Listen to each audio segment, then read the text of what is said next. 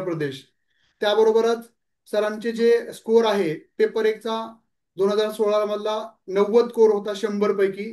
Paper एक सेटचा 88 2 वर्ष होता आणि 80 अशा पद्धतीचा सर्व पेपर एक मध्ये सर टॉपर असायचे.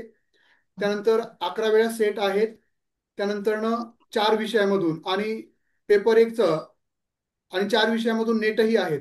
आणि पेपर एकचे लेखक, पेपर एकचं जे मार्गदर्शन पुस्तक आहे त्याचं महाराष्ट्रातील सर्व विद्यार्थ्यांना उपयुक्त असं आणि सर्वात जास्त विक्री झालेलं पुस्तक आहे. आपल्या सर्वांना माहीत असतील अशाच परिचयाचे सर आहेत. आणि सरांनी प्रशासकीय कामकाजातून देखील आपल्यासाठी वेळ दिलाय, त्याबद्दल खूप खूप त्यांचं अभिनंदन आणि आभार देखील. तर आता आपण सुरुवात करूया सर आपल्या मुख्य चर्चासत्राला. की अभ्यास म्हणजे आता आपण पाहिलं, जाहिरात क्रमांक 114, सहाय्यक प्राध्यापक गट अ आणि अधिव्याख्याता गट ब, एमपीएससी अंतर्गतच्या ज्या 2 परीक्षा होणार आहेत, तर त्याचा अभ्यासक्रम काही विषयाचा डिक्लेअर झालेला आहे आणि काही विषयाचा लवकरात लवकर जाहीर होईल. तर त्याचा अभ्यास कशा पद्धतीनं केला गेला पाहिजे, अभ्यासाची अचूक पद्धत काय आहे, आणि तुमच्याबद्दलही आम्हाला उत्सुकता आहे. तुमचा संघर्ष मी स्वतः बऱ्याच वेळेस बघितलेला आहे. त्यामुळं तुमच्या तुमचा स्वतःचा आतापर्यंतचा जो प्रवास आहे त्याबद्दल एक आम्हाला थोडं मार्गदर्शन, म्हणजे विद्यार्थ्यांना त्यातून नक्कीच पॉझिटिव्ह ॲटिट्यूड निर्माण होईल आणि अभ्यासाला एक प्रेरणा मिळेल. त्यासाठी तुमचा परिचय तुमच्या तोंडून आम्हाला ऐकायचा आहे. नंतर आपण अभ्यासाची दिशा तुमच्याच मार्गदर्शनाखाली आपण बघणार आहोत. नंतर विद्यार्थ्यांचे काही प्रश्न असतील तर बोलूयात. सर तुमच्याविषयी आम्हाला थोडक्यात तुमच्या एमपीएससीच्या अनुभवाविषयी आणि तुमच्या संघर्षाविषयी थोडक्यामध्ये आम्हाला मार्गदर्शन करावं. धन्यवाद शिवराज मुंडे सर.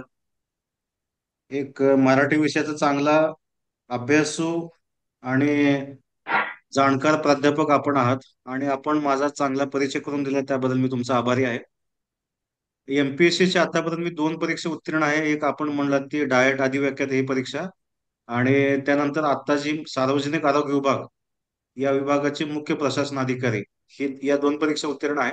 आणि त्यासोबतच सेटनेट परीक्षा उत्तीर्ण होण्याचा आणि ती परीक्षा कशी उत्तीर्ण व्हायची याबद्दल, त्यासोबतच टीईटी असेल, सीटीईटी असेल, टीईआयटी असेल, तर अशा परीक्षांना मार्गदर्शन करत करत एक्झाम ही एक टेक्निक आहे आणि ती टेक्निकनं अभ्यास केली की आपल्याला यश मिळतं, असा एक माझा समज झालेला आहे. आणि त्याच अनुषंगानं आपण हे चर्चासत्र आयोजित केले आपल्या विद्यार्थ्यांसाठी आणि महाराष्ट्रातल्या तमाम विद्यार्थ्यांसाठी मोफत. त्याबद्दल आपलं सर्वप्रथम मी अभिनंदन करतो. आणि ऑल एक्झाम कट्टाने एक चांगलं इनिशिएटिव्ह घेतलं, त्याबद्दल ऑल एक्झाम कट्टाचे जे काही सर्व सन्मान्य आहेत त्या सर्वांचं विशेष कौतुक, की जेणेकरून महाराष्ट्रातल्या मुलांना अभ्यास कसा करावा याबद्दल निश्चितपणे गायडन्स मिळेल. मुळात कसं होतं की अभ्यास करणे म्हणजे पुस्तक वाचणे एवढी संकल्पना मॅक्झिमम मुलांना माहीत आहे. त्याच्या पुढे जाऊन थोड्याशा वेगळ्या गोष्टी आपण समजून घेणार आहोत. निश्चितपणे पुढील एक अर्धा पाऊण तासामध्ये आपली थोडीशी आणखीन चांगली क्लॅरिटी होईल. आणि आपल्या या ऑनलाईन मार्गदर्शन सत्राच्या आयोजनामुळे निश्चितपणे काही मुलं सहाय्यक प्राध्यापक होतील, काही मुलं अधिव्याख्याते गट ब या पदावर निवड त्यांची होईल. आणि त्यावेळेस ते तुमची आठवण काढतील की आम्हाला अभ्यास कसा करावा हे समजलं आणि म्हणून आम्ही अभ्यास करू शकलो. आणि हे सर्व यशाचं रहस्य ते तुम्हाला देतील. तो निश्चितच काळ एकदम चांगला असेल. येस. Thank you sir. या सरांनी त्यांचा जो आतापर्यंतचा प्रवास आहे तो अतिशय मोजक्या शब्दामध्ये, जेणेकरून तुमचाही वेळ नाही जाणार, या स्वरूपामध्ये मांडलेला आहे. तर आता आपण मुख्य विषयाकडे जाणार आहोत. की विषय आहे की आता अधिव्याख्याता आणि पेपर एक आणि पेपर म्हणजे अधिव्याख्याताचा जो आणि असिस्टंट प्रोफेसरचा सिलेबस एका विषयाचा एकच आहे. म्हणजे सिलेबस दोन्ही परीक्षेसाठी वेगवेगळा नाहीये. तर त्याचा एकत्रित अभ्यास कशा पद्धतीने करायचा, किंवा काही विद्यार्थ्यांनी 2-2, 3-3 विषयामध्ये पण अर्ज भरलेले आहेत. तर त्यांनी देखील अभ्यासाचं कसं नियोजन केलं गेलं पाहिजे, या संदर्भात आपण मार्गदर्शन करावं असं मी सरांना विनंती करतो. म्हणजे एक विषयासाठी पण काही विद्यार्थ्यांनी ऍप्लिकेशन केलेलं आहे आणि काही विद्यार्थ्यांनी अनेक विषयासाठी केलेलं आहे. पण परीक्षा तर दोन्ही म्हणजे अधिव्याख्याता आणि सहाय्यक प्राध्यापकाची एकत्रच होणार आहे. तर त्याचा कसा अभ्यास केला गेला पाहिजे,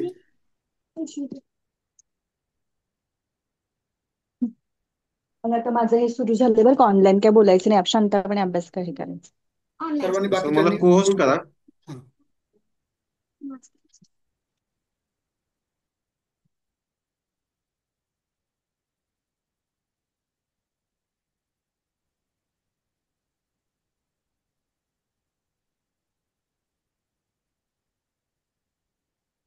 आपले जे प्रश्न असतील ते आपण चॅट बॉक्समध्ये विचारावे.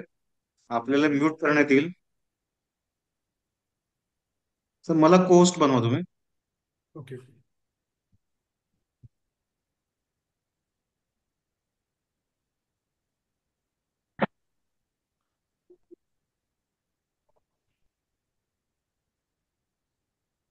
एकच मिनिट सर.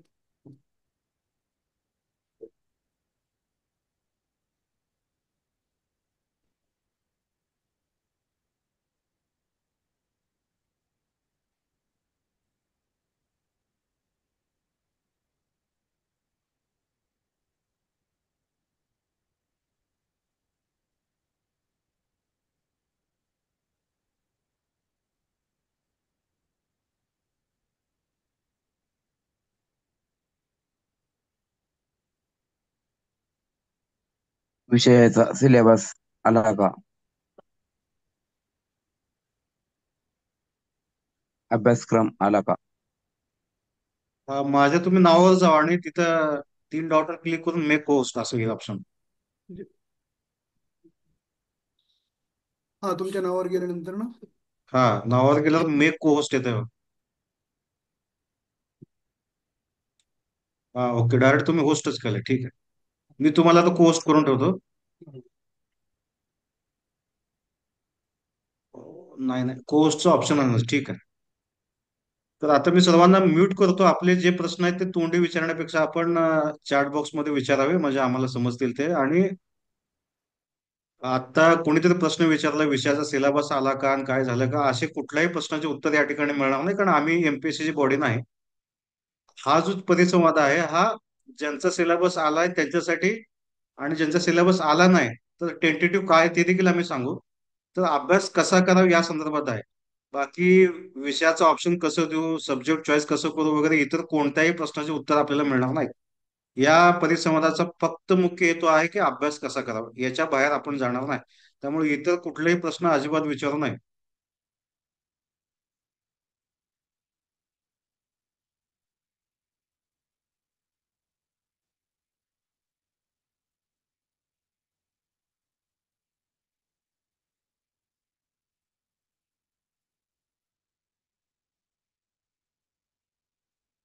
ओके, बघा आता साधारण गेल्या आठवड्यामध्ये एमपीएससी मार्फत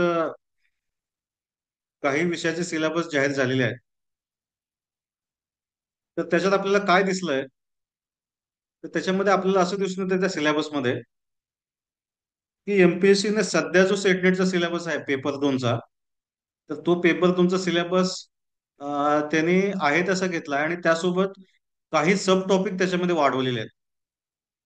म्हणजे हे दिसून येतं काही विषय सिलेबस बघता, म्हणजे सध्याचा सेटनेट पेपर 2चा सिलेबस आणि त्या सिलेबसमध्ये काही सब टॉपिक त्यांनी ऍडिशन केलेले आहेत. प्लस काही विषयामध्ये समजा 10 टॉपिक आहेत आणि 10 टॉपिक मध्ये सब टॉपिक नसतील, तर त्याच्यामध्ये त्यांनी सब टॉपिक लिहून दिलेले आहेत, स्पेसिफिक केलेले आहेत. त्यामुळे ज्यांचा सिलेबस आला नाही तर ते हे असं विचार करू शकतात की बाकीच्यांचा जो सिलेबस आलेला आहे तो सध्याचा सेटनेट पेपर 2चा सिलेबस आहे आणि त्याच्यामध्ये काही सब टॉपिक वाढवून आलेले आहेत. तर तुमचा सिद्ध सिलेबस तसा येऊ शकतो असं तुम्ही एक अंदाज बांधू शकताय. ओके, तर हे झालं सिलेबस बद्दल. आपण अपेक्षित करूयात की सिलेबस लवकरात लवकर येईल. मे एंड पर्यंत साधारण सिलेबस येईल आणि परीक्षा देखील लवकर होईल, अशा हिशोबाने आपण अभ्यासाला लागायला काही हरकत नाही. सध्या काय अभ्यास करावा, तर सिंपल आहे. सेटनेट पेपर 2चा सध्या सिलेबस आहे, तर तो आपण अभ्यास चालू करू शकता ज्यांचा सिलेबस आला नाही त्यांच्यासाठी. ओके, तर सरांनी ऑलरेडी ओळख करून दिली माझी, त्यामुळे पुढे जातो मी आता. सध्या 11 वेळा 4 विषयातून नेटसेट परीक्षा उत्तीर्ण आणि त्यासोबत पेपर 1चं पुस्तक माझं आहे, तर आता रिवाइज पुस्तक नवीन यावर्षी येऊ शकेल. आणि एमपीसीची परीक्षा 2 वेळा मी उत्तीर्ण असल्यामुळे थोडासा एमपीसीचा एक वेगळा अनुभव आहे, तर ते देखील मी तुम्हाला शेअर करणार आहे की कशा प्रकारे आपला अभ्यास असावा. तर हे पुस्तक माझं होतं. मध्यंतरीच्या काळात खूप सारे विद्यार्थी हे पुस्तक वापरून पास झाले असतील. आता झेरॉक्स देखील काही विद्यार्थ्यांकडे असेल आणि झेरॉक्स देखील काही मुलं वापरत आहेत. तर आपण मूळ मुद्दा येऊयात की आता जे काही सिलेबस जाहीर झालेले आहेत, तर त्याच्यामधली परीक्षा योजना ही सर्वांसाठी समान असणार आहे. ही काय प्रत्येकासाठी वेगळी असणार नाही. त्यामुळे परीक्षा योजना ही अशीच असेल प्रत्येक विषयासाठी. ती मग सहाय्यक प्राध्यापक गट अ साठी असेल किंवा अधिव्याख्याता गट 2, तर त्यांना याच प्रकारचा पॅटर्न असेल, याच्यापेक्षा वेगळा असणार नाही. मग काय नेमकं पॅटर्न आहे हा, तर सिंपल आपण समजून घेऊयात. बघा, की आपला जो विषय आहे त्या विषयाला एक विषय आणि संकेतांक क्रमांक येईल, तो आपण परीक्षा वेळेस लिहायचा आहे. माध्यम जे आहे, माध्यम सायन्स विषयांसाठी तो इंग्रजी माध्यम असेल, इंग्रजी विषयासाठी इंग्रजी असेल, हिंदी विषयासाठी हिंदी, आणि बाकी जेवढे विषय आहेत त्या सर्व विषयासाठी मराठी व इंग्रजी असेल. म्हणजे आता पॉलिटिकल सायन्स, सोशोलॉजी, हिस्ट्री असं असेल, तर ते त्यांच्यासाठी प्रश्न जे असतील ते प्रश्न मराठी आणि इंग्रजी दोन्ही भाषेत असतील. इंग्रजी विषयासाठी इंग्रजीत असेल, सायन्सचे विषय इंग्रजीत असतात, त्यामुळे माध्यम इंग्रजी असेल. ओके, तर हे झालं माध्यम. प्रश्न संख्या किती आहे? तर प्रश्न संख्या 100. या परीक्षेमध्ये एकूण प्रश्न आहेत 100 आणि गुण आहेत 200 आणि कालावधी आहे 1 तास. म्हणजे ज्यांचा सिलेबस आला नाही त्यांच्यासाठी सुद्धा परीक्षा योजना ही अशीच असेल, पण सर्वांसाठी परीक्षा योजना ही समान ठेवावी लागते. म्हणून 100 प्रश्न आहेत आणि 200 गुण आहेत. म्हणजे एका तासामध्ये आपल्याला 200 प्रश्न सोडवायचे आहेत. आणि प्रश्नाचा जो दर्जा असेल, क्वालिटी ऑफ क्वेश्चन, तर ते असेल पदव्युत्तर पदवी, म्हणजे पोस्ट ग्रॅज्युएट लेवलचे क्वेश्चन या ठिकाणी एमसीक्यू क्वेश्चन असतील. प्रश्नपत्रिकेचे स्वरूप कसं असेल? वस्तुनिष्ठ बहुपर्यायी, म्हणजे मल्टिपल चॉईस क्वेश्चन याच्यामध्ये प्रश्न तुम्हाला देण्यात येतील, एमसीक्यू टाईप. ओके, अशा प्रकारचं ही योजना आहे. आता बघा की आपण जर सेटनेटचं बघितलं तर सेटनेटमध्ये आपला जो पेपर 2 आहे, तो पेपर 2 आपला 100 प्रश्न आणि 200 मार्क अशाच पद्धतीचा आहे. पण आपल्याला वेळ किती आहे त्या ठिकाणी? सेटनेटमध्ये पेपर 2 सोडवायला वेळ किती आहे? जरा चॅट बॉक्स मध्ये लिहा बघू, म्हणजे मला समजेल. कारण तुम्ही सर्व मॅक्झिमम सहाय्यक प्राध्यापक वाले सेटनेट करून आलेले आहात, त्यामुळे तुम्हाला 100% माहित आहे. आणि जे अधिव्याख्याता गट ब ते सेटनेट दिलेत का नाही मला माहित नाही, पण त्यांना सुद्धा माहित असायला पाहिजे. आता जो वेळ आहे आपला सेटनेट पेपर 2 सोडवण्याचा, तो 2 तासाचा वेळ आहे. म्हणजे आपण 2 तासामध्ये 100 प्रश्न सोडवतो आत्ताच्या सेटनेट परीक्षेमध्ये पेपर 2 ला. मग आता इथं टास्क काय आहे? इथं तुम्हाला एका तासामध्ये 100 प्रश्न सोडवायचे आहेत. आणि मुळात हाच ह्याच्यातला सर्वात महत्वाचा ट्रिगर पॉइंट आहे. हे ज्याला समजला तो याच्यामध्ये यश यश मिळवू शकतो. का बरं यश मिळवू शकतो? कारण इथं स्पीड पाहिजे तुमचा. ज्यांचं स्पीड आहे तो चांगल्या याच्यामध्ये यश मिळवेल, ज्याचं स्पीड नाही त्याला यश मिळणार नाही. सेटनेट पेपर 2 ला कसं होतं, 2 तासात 100 प्रश्न सोडवायचे. तो आपण निवांत जरी सोडवले तरी सुद्धा 2 तासात 100 प्रश्न सोडून होत होते. इथं असं नाही, इथं एका तासात 100 प्रश्न सोडवायचे आहेत. म्हणजे आपलं एका तासात सोडवण्यासाठी स्पीड पाहिजे. आणि स्पीड पाहिजे म्हणजे काय पाहिजे? आपण जो वाचलेला डेटा आहे, तो वाचलेला डेटा आपल्याला लवकरात लवकर आठवायला पाहिजे. जेवढं लवकर आठवेल तेवढा लवकर तुम्ही ते पेपर सोडवू शकताय. म्हणजे इथं स्पीड आणि अॅक्युरेसी तुमची चेक केली जाणार आहे.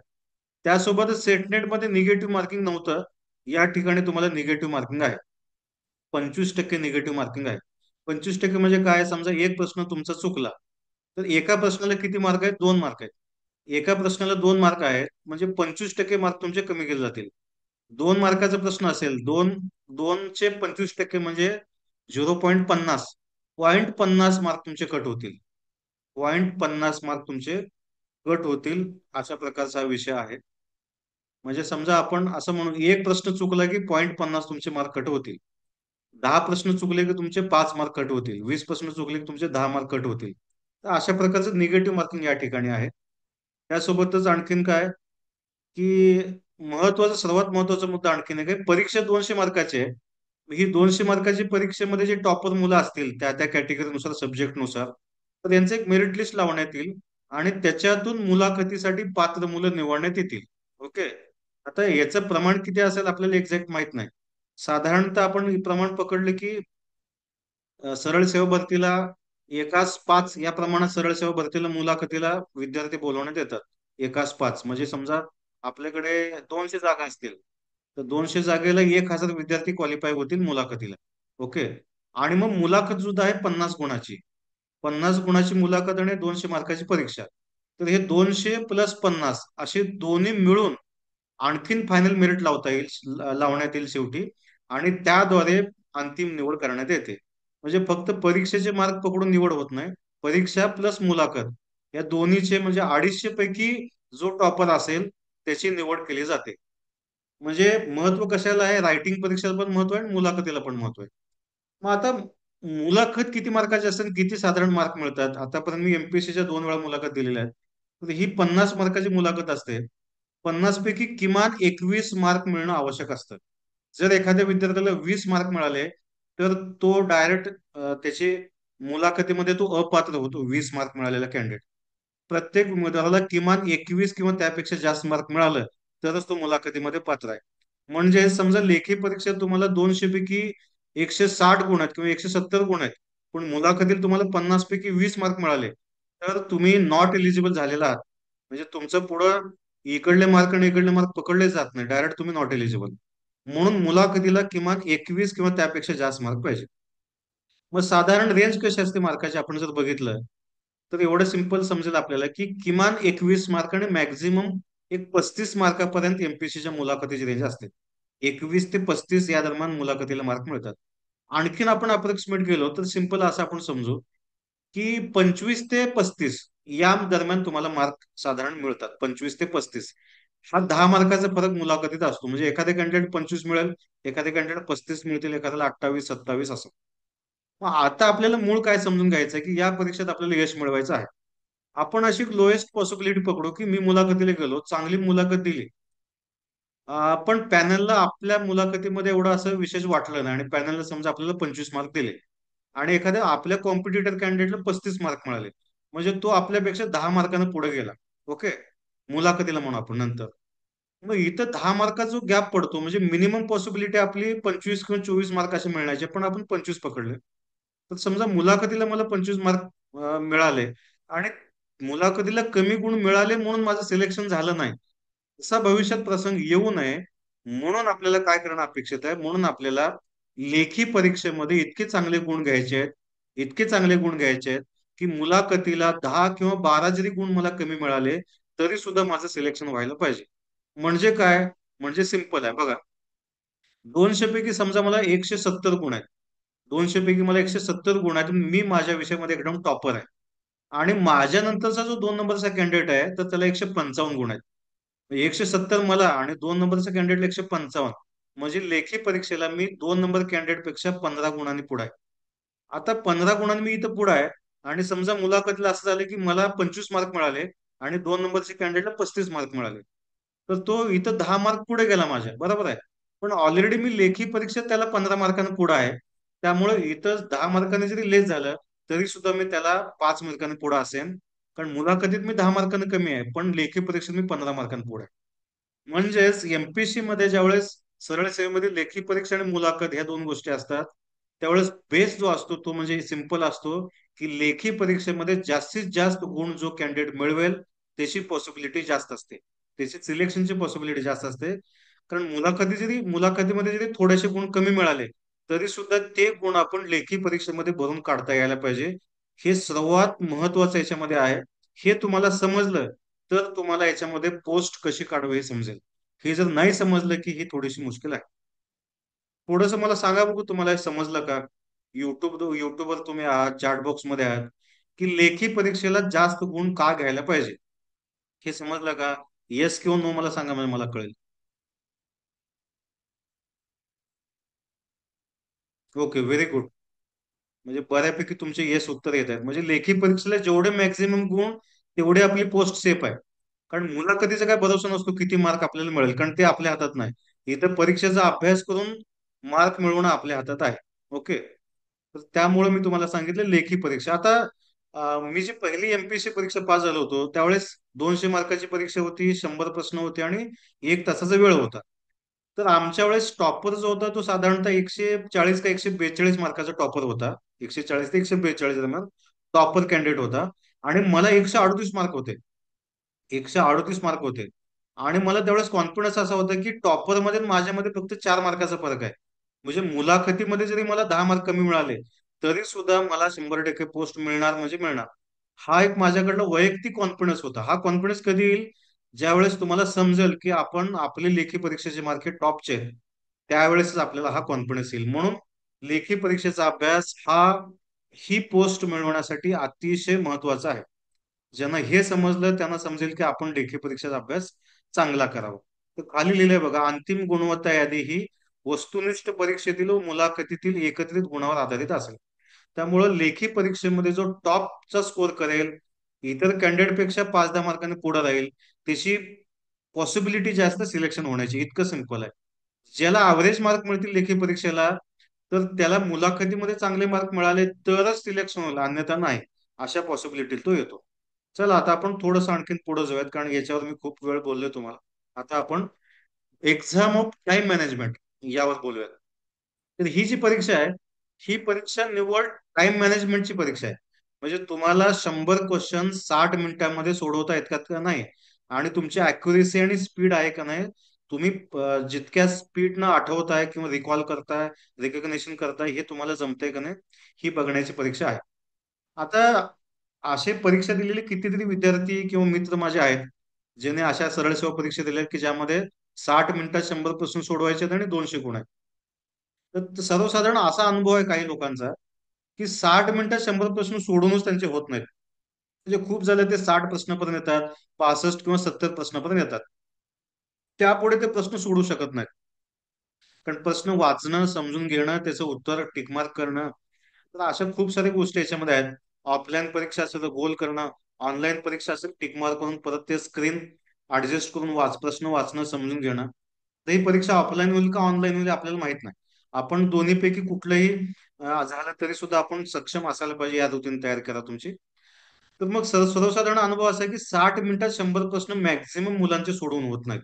ते कुठंपर्यंत जातात, खूप झालं 70 प्रश्नापर्यंत जातात, किंवा 75 प्रश्न, खूप झालं 80 प्रश्नापर्यंत जातात. मग आपल्याला काय करायचं आहे की आपल्याला 60 मिनिटात 100 प्रश्न कुठल्याही परिस्थितीत वाचून व्हायला पाहिजे, एवढा स्पीड आपला पाहिजे. 60 मिनिटात 100 प्रश्न वाचून व्हायला पाहिजे, आणि प्लस ते सोडून व्हायला पाहिजे, अशा प्रकारचं तुमचं स्पीड पाहिजे. म्हणजे speed of reading, speed of comprehension, speed of understanding, आणि स्पीड ऑफ रिमेंबर, रिकॉल, आणि आन्सर सोडवणे, एवढे सर्व गोष्टी याच्यात आल्या. हे ज्याला जमतंय तो हे परीक्षेत यश मिळवू शकतो, हे ज्याला जमत नाही त्याला यश मिळणार नाही. आपण एक उदाहरण घेऊयात की एखादा व्यक्ती आहे की समजा तो गेला 10 वर्षापासून नेट सेट क्वालिफाईड आहे, पीएचडी आणि सीएचडी वर काम करतोय प्राध्यापक म्हणून गेल्या 10 वर्षापासून.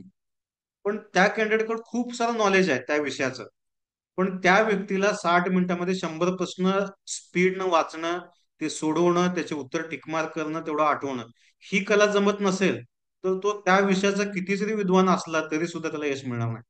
म्हणजे ही एक्झामची रिक्वायरमेंट आहे, ती तुम्हाला समजायला पाहिजे. दुसरं काय, मग एका मिनिटा एक क्वेश्चन हा 36 सेकंदात सोडवायचा, एवढा स्पीड पाहिजे आपल्याला. मग आता एक प्रश्न हा 36 सेकंदात सोडवला पाहिजे, असंच आयडियली घडतं का याच्यामध्ये, तर असं घडत नाही. तर माझा अनुभव आहे बघा, की माझी जी पहिली परीक्षा होती, तर त्याच्यामध्ये मला 138 मार्क आले होते, आणि 100 पैकी मी 94 प्रश्न अटेम्प्ट केले होते. 94 प्रश्न सोडवले होते, म्हणजे 100 पैकी 100 प्रश्न वाचले, आणि 100 प्रश्न वाचून मी त्याच्यातले 94 प्रश्न सोडवले, आणि 138 स्कोर आला. म्हणजे काही बरोबर आले आणि काही चुकीचे आले, त्याच्यात निगेटिव्ह मार्किंग कट झालं. मग आता एक एक क्वेश्चन 36 सेकंद हे आयडियल टायमिंग आहे, पण असं होत नाही. मग काय होतं बघा, की तुम्हाला 36 सेकंद सोडवायचं नाही. तुम्हाला असे काही प्रश्न असतात की त्या प्रश्नाचे उत्तर हे 5 सेकंद, 10 सेकंद, 15 सेकंद तुम्हाला सोडवता यायला पाहिजे. हा तुमचा स्पीड पाहिजे सोडवण्याचा. म्हणजे फॅक्च्युअल क्वेश्चन असेल, वन लाईनर क्वेश्चन असेल, तर तो क्वेश्चन तुम्हाला 5 ते 10 सेकंद सोडवता यायला पाहिजे. हा तुमचा ऍक्च्युअल स्पीड पाहिजे. मग समजा एक प्रश्न तुम्ही 5-10 सेकंद सोडवला, मग या प्रश्नासाठी राहिलेला जो वेळ आहे, तो वेळ अवघड प्रश्न जे आहेत किंवा ज्याला वाचून समजून घ्यायला वेळ लागतो, असे प्रश्न सोडवण्यासाठी याच्यातला राहिलेला वेळ तुम्हाला तिकडे वापरता येतो. तर हा याच्यातला महत्वाचा पॉईंट आहे. म्हणजे मी काय सांगितलं, की मुळात एक प्रश्न हा 36 सेकंदात नाहीच आहे. एक प्रश्न हा तुम्हाला 10-15 सेकंदात सोडवणं आहे. म्हणजे एवढा स्पीड तुमचा पाहिजे काही प्रश्नासाठी. म्हणजे आपण असं म्हणू की 100 मधले तुम्हाला एक 30-35 प्रश्न तरी असे सोडवता यायला पाहिजे, की जे प्रश्न वाचलं की इन्स्टंट तुम्हाला उत्तर माहित आहे, 5 सेकंदात उत्तर समजलं तुम्हाला, आणि पुढच्या 10 सेकंदात तुम्ही टिक मार्क केलं किंवा गोल केलं. मग या 30-35 प्रश्नामध्ये जो वेळ तुमचा शिल्लक राहिलाय, तो वेळ तुम्ही अवघड प्रश्न सोडवण्यासाठी वापरू शकता, आणि मग तो सरासरी कसा होईल, मग तिथं एका मिनिटामध्ये एक प्रश्न अशा प्रकारे तुम्हाला ते होऊ शकतं. कारण इकडला राहिलेला शिल्लक वेळ तुम्ही तिकडे वापरू शकताय. म्हणजेच याचा अर्थ सिंपल असा आहे, की आपला जो स्पीड पाहिजे तो स्पीड खूप फास्ट पाहिजे. आपलं जे आठवण्याची प्रक्रिया आहे, प्रश्नाचं उत्तर ते सुद्धा खूप फास्ट पाहिजे, हे सर्वात महत्वाचं याच्यामध्ये. मग एवढं स्पीड पाहिजे असेल तर मग अभ्यास कसा असावा, तर हा त्याच्याला ट्रिगर पॉईंट आहे. खूप साऱ्या मुलांना माहिती माहित असते, पण अशी फास्ट आठवत नाही. जर फास्ट तुम्हाला आठवत नसेल तर तुम्हाला याच्यात यश मिळणार नाही. यश कुणाला मिळेल, की ज्याला प्रश्न वाचल्या वाचल्या त्याचं उत्तर सुपरफास्ट आठवत आहे, त्याला याच्यामध्ये यश मिळेल. ज्याला लवकर आठवत नाही त्याच्यासाठी ही परीक्षा नाही. Many student will not solve 100 question 60 minute. म्हणजे समजा आपण असं म्हणू की बाबा 100 मुलं आहेत, तर 100 मधले 40-50% मुलांना तरी हाच प्रॉब्लेम येणार आहे की 100चे 100 प्रश्न वाचून त्यांना सोडवता आले नाहीत. आणि हे मुळात 50% मुलं हे आउट ऑफ कॉम्पिटिशन असतात, त्यांचं कॉम्पिटिशन कोणासोबत नसतं, ते डायरेक्ट कॉम्पिटिशनच्या बाहेर पडतात. मुळात ही कॉम्पिटिशन जी आहे 20-25% मुलांसाठी लिमिटेड असते आणि त्याच्यातलं आपण सिलेक्शन होत असतो. ओके. आपले टार्गेट काय पाहिजे? आपले टार्गेट सिम्पल आहे, read all 100 questions and solve 80 to 90 questions or more than this. म्हणजे 100चे 100 प्रश्न तुमचे वाचून व्हायलाच पाहिजे आणि त्याच्यातून तुम्ही जवळपास 80 ते 90 प्रश्न अटेम्प्ट करायला पाहिजे, सोडवायला पाहिजे. मग आता साधारणतः मेरिट किंवा साधारणतः कटअप वगैरे काय असतो आपण जर बघितलं, तर साधारण आपण असं म्हटलं तर 110, 120, 130 अशा प्रकारे सरळ सेवेचं कटाप आपल्याला दिसून येतं. काही परीक्षेसाठी 140 पर्यंत देखील कटाप जातं. मग आता 110 ते 120 म्हणलं किंवा 120, 130 असं ते आपण म्हणलं, तर तरी सुद्धा 120 मार्क आपल्याला आणायचे असतील, तर आपले 100 पैकी 60 प्रश्न तरी करेक्टच पाहिजे. 60 प्रश्न करेक्ट आले म्हणजे 120 मार्क होतील. आता मग 60 प्रश्न आपण एवढं आयडियल कोणीच माणूस असू शकत नाही की जो 60 प्रश्न एकदम एक्झॅक्ट सोडवेल आणि 40 प्रश्न सोडवणार नाही, असं होणारच नाही. म्हणून आपण काय म्हणतो की समजा 80 प्रश्न सोडवले, 80 मधले काय झाले की 80 मधले समजा आपण असं म्हणू एक 65 प्रश्न करेक्ट आले आणि 15 प्रश्न चुकले, म्हणजे 65 प्रश्न करेक्ट आले, 65 दोन्ही 130, 15 प्रश्न चुकले म्हणजे त्याच्यातले 7.5 मार्क कट झाले, म्हणजे तुमचा स्कोर झाला 123.5. असं आपण साधारण पकडतो. म्हणजे 80 प्रश्न अटेम्प्ट केले की सर्व प्रश्न बरोबर येतील याची गॅरंटी नाही. म्हणून आपण असं म्हणतो की एक 60-65 प्रश्न करेक्ट आले, राहिलेले चुकले की त्याचं निगेटिव्ह मार्किंग आणि कट होऊन असं होतं. समजा एखादा म्हणेल की सर मला 140 मार्क घ्यायचे, तर 140 मार्क घेणाऱ्यांनी काय करावं? समजा 90 प्रश्न त्यांनी सोडवले, 90 मध्ये समजा त्याचे 75 प्रश्न बरोबर आले, 75 बरोबर आले म्हणजे 150 त्याचे मार्क झाले. आणि 15 प्रश्न ते चुकले, 15 प्रश्न चुकले म्हणजे 7.5 मार्क कट होतील. 150 मधनं 7.5 मार्क कट झाले म्हणजे 142.5 त्याचा स्कोर होईल. तर असं आहे. म्हणून आपला 100 प्रश्न पूर्ण वाचून व्हायला पाहिजे आणि सोडवण्याचा जो लेवल आहे ती 80 ते 90 प्रश्न तर आपण सोडवायला पाहिजे, एवढं स्पीड पाहिजे. आता कटअप साधारण किती जाईल? आपण आपलं टार्गेट काय की लेखी परीक्षेमध्ये आपलं टार्गेट हे, मी असं म्हणेन 150चं टार्गेट पाहिजे. 200 पैकी आपल्याला 150 मार्क कसे मिळतील या टार्गेटनं आपण काम करणं आवश्यक मला वाटतंय. म्हणजे आपण टार्गेट उगाच 100, 105, 110 असं पकडता कामा नये. 150 मार्क मला मिळाले पाहिजे. 150 म्हणजे 75 प्रश्न माझे करेक्ट आले पाहिजे आणि वरचे जे सोडवीन मी ते कमी जास्त थोडं निगेटिव्ह होऊन मला 150 मार्क मिळाले पाहिजे.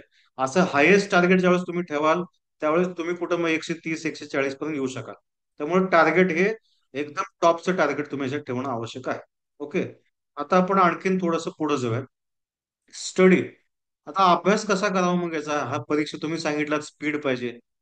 मग स्पीड कसा पाहिजे आपल्याला की एक प्रश्न हा 10 ते 15 सेकंदात जो फॅक्च्युअल प्रश्न असेल. फॅक्च्युअल प्रश्न म्हणजे काय? फॅक्च्युअल प्रश्न म्हणजे सिम्पल. भारताची राजधानी टिमटिम आहे, मुंबई, दिल्ली, चेन्नई, कोलकाता. दिल्ली माहित आहे, 5 सेकंदात तुम्हाला आठवलं, लगेच पुढच्या 10 सेकंदात तुम्ही टिकमार्क केलं किंवा ऑनलाईन प्रश्न, ऑनलाईन पेपर असेल ना, ऑनलाईन तुम्ही टिकमार्क केलं. काय जे असेल ते असेल आपल्याला माहित नाही. तर हा स्पीड पाहिजे. फॅक्च्युअल डेटाचे जेवढे फॅक्च्युअल डेटा म्हणजे सण, सणावळी, नाव, व्यक्ती, असं जे काही फॅक्च्युअल डेटा असेल अशा प्रश्नाची उत्तरं तुम्हाला 10-15 सेकंदात सोडवता यायला पाहिजे. आणि इतर राहिलेला शिल्लक वेळ हा जे अवघड प्रश्न असतात, 100 मध्ये आपण समजा म्हणूयात एक 30 प्रश्न तुमचे अवघड आहेत, एक 30 प्रश्न मिडियम आहेत आणि एक 40 प्रश्न सोपे आहेत, असं समजा फॉर्मॅट असेल, तर त्याच्यामध्ये तुम्हाला 30 प्रश्न जे अवघड आहेत, तर ते अवघड सोडवण्यासाठी तुम्हाला इथं वेळ पाहिजे, ते वाचून व्हायला पाहिजे.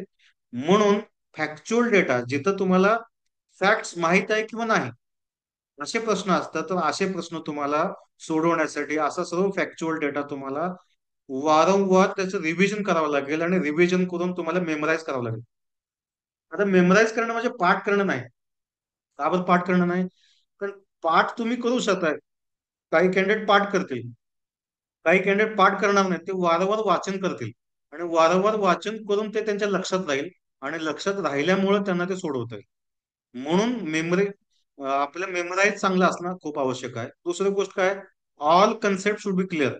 आता त्याच्यामध्ये काही कन्सेप्च्युअल प्रश्न येतील तुमच्या पेपरमध्ये, तर कन्सेप्ट आपल्याला खूप क्लिअर पाहिजे की ज्या बेसवर आपण चार ऑप्शन मधले दोन ऑप्शन डिलीट करणं, राहिलेले दोन ऑप्शन मध्ये डिसिजन घेता येणं, या गोष्टी तुम्हाला करता येतील.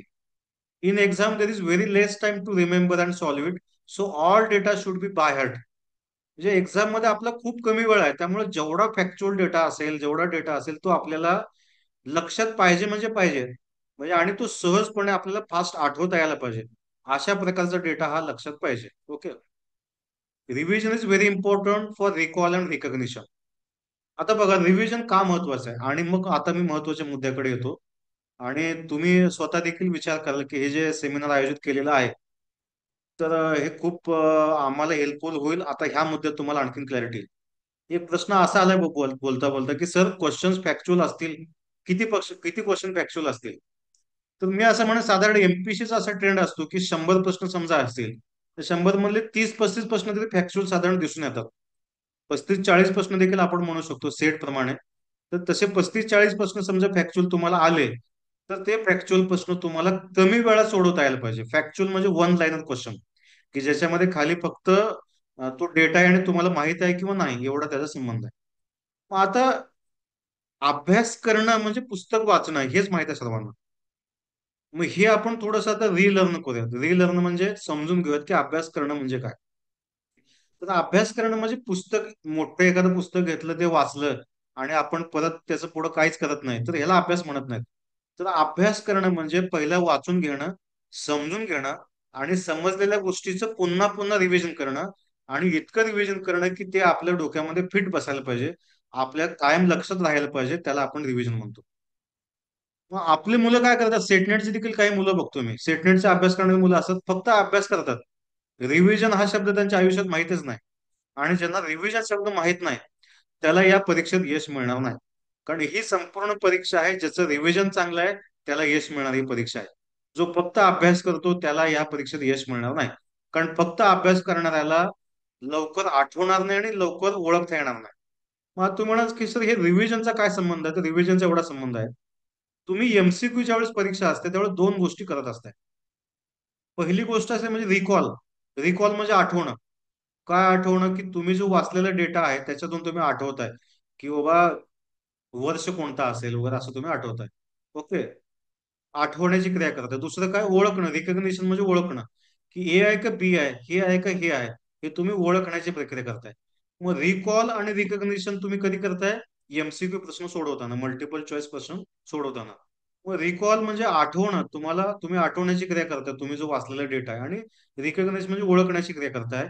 ह्या दोन्ही क्रिया जर तुमचं रिव्हिजन चांगला असेल तरच होतात, अन्यथा होत नाहीत. नाहीतर काय होतं, रिव्हिजन नसेल तर तुम्हाला जम्बलिंग होतं.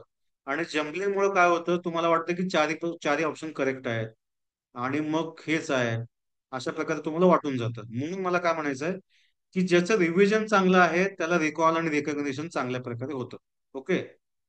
रिव्हिजन किती वेळा करायला पाहिजे, मी म्हणेल किमान 10 वेळा रिव्हिजन पाहिजे, किमान. Minimum 10 times revision. तुम्ही जर एमपीएससी करणारे काही मुलं बघितलात तर ते मुलं 10 वेळा नाही, मी असं म्हणून 25-30 वेळा रिव्हिजन करतात.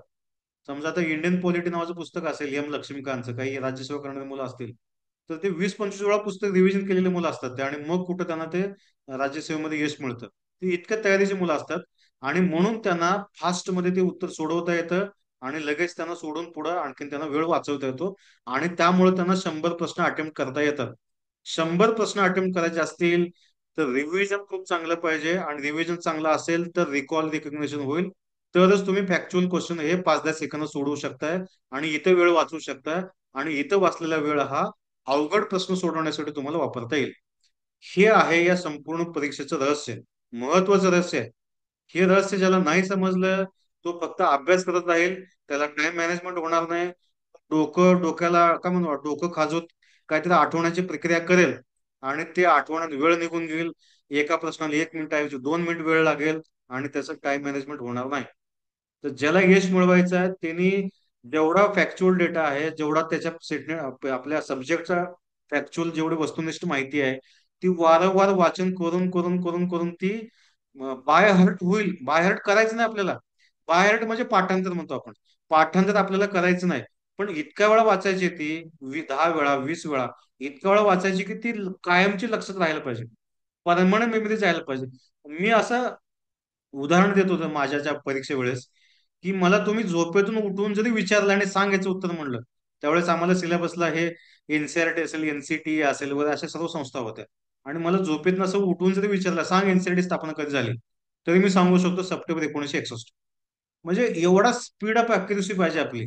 एवढी स्पीड अप अॅक्युरेसी असेल तर आपल्याला ते 5-10 सेकंद सोडवता येतं, आणि ते सोडवल्यामुळे पुढे आपल्याला जो वेळ आहे तो वेळ वाचवता येतो, आणि 100 प्रश्न आपल्याला अटेम्प्ट करता येतात. एवढा जर स्पीड नसेल तर मग आपल्याला टाइम मॅनेजमेंट होणार नाही. म्हणून अभ्यास करताना आपल्याला स्पीड कसा पाहिजे, अभ्यास करतानाच आपण अभ्यास करणं प्लस रिव्हिजन करणं, या गोष्टी खूप महत्वाच्या आहेत, तरच तुम्ही या कॉम्पिटिशन टिकू शकता. ओके. काही जुने प्राध्यापक असतील, आम्हाला 10 वर्षाचा अनुभव आहे, 5 वर्षाचा अनुभव आहे, आम्ही एवढे वर्ष हाच विषय शिकवतोय, आम्हाला काय गरजेचं आहे. तर अशा ओव्हर कॉन्फिडन्स मध्ये आपण जाऊ नये. परीक्षेची डिमांड समजून घ्या, अभ्यासाची डिमांड समजून घ्या, आणि त्यानुसार आपण अभ्यास केला तर कॉम्पिटिशन टिकू शकता, अन्यथा टिकू शकत नाही. तर म्हणून हे सर्व आपल्याला आजचं लेक्चर महत्वाचं आहे. आता आणखीन थोडस आपण पुढे जाऊया त्याच्यामध्ये, की सिलेबस प्रत्येकाने बघणं आवश्यक आहे. सध्याचा सिलेबस काय यांचा, सध्याचा करंट स्टेटमेंट सिलेबस आहे, पण तो सिलेबस त्याने आहे तसा घेतला नाही. तर त्याच्यामध्ये काही त्याने सब टॉपिक वाढवलेले आहेत. समजा सेटनेट सिलेबस मध्ये एखाद्या टॉपिक खाली 3 सब टॉपिक आहेत, तर याने आणखीन 2-3 सब टॉपिक वाढवलेले आहेत, असं आपल्याला दिसून येतंय. त्यामुळे सध्याचं सेटनेट सिलेबस आहेच, प्लस त्याच्यामध्ये आणखीन सब टॉपिक याच्यामध्ये वाढवण्यात आलेले आहेत. ओके. तर ज्यांचा सिलेबस आला नाही त्यांनी सध्याचा करंट सेटनेट सिलेबसचा अभ्यास चालू करा. तुमचा सिलेबस लवकरच येईल आणि मग तुम्ही आणखीन एक्झॅक्ट अभ्यासाला चालू करू शकता. Study easy topic first and then difficult topic in last. बघा, तर हे थोडंसं महत्वाचं आहे, आणि हे मी तुम्हाला एक एक्झाम्पल घेऊन सांगतो जेणेकरून तुम्हाला समजेल. सिलेबस आपण बघितला, मग सिलेबस हे पण समजून घेऊ आपण. एक मी इंग्रजी विषय घेतो किंवा पॉलिटिकल सायन्स विषय घेतो, कारण माझा विषय इंग्रजी, political science, education, adult education असे विषय आहेत. आपल्याला काय समजून घ्यायचं सिलेबसच्या मध्ये, तर टॉपिक, सब टॉपिक आणि मार्क्स डिस्ट्रीब्युशन हे एक थोडंसं आपल्याला समजून घ्यायचं आहे, आणि अभ्यास कसा करावा हे थोडंसं आपल्याला समजून घ्यायचं आहे. तर हे मी तुम्हाला एक्झाम्पल देणार आहे, फक्त एक्झाम्पल साठीच आहे, बाकी कशासाठी नाही. ओके. आणि या विषयाबद्दल मला गायडन्ससाठी काय फोन करू नका, कारण माझं आता मी सध्या प्रशासन सेवेत आहे, त्यामुळे याच्यातला मला अभ्यास नाही. ओके. आता बघा, हा आहे इंग्रजीचा सिलेबस. इंग्रजी सहाय्यक प्राध्यापक आणि अधिव्याख्याता इंग्रजी साठीचा हा सिलेबस आहे. तर याच्यामध्ये एकूण 10 टॉपिक आहेत. ओके. एकूण याच्यामध्ये 10 टॉपिक आहेत.